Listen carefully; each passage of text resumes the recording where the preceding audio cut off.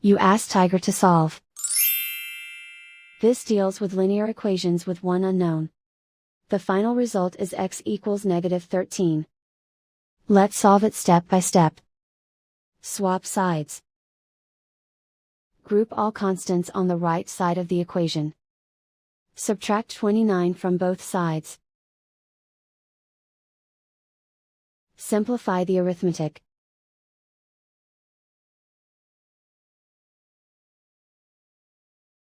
Convert the x into a positive number.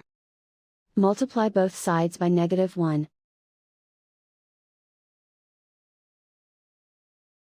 Remove the ones. Simplify the arithmetic. And so the final result is x equals -13.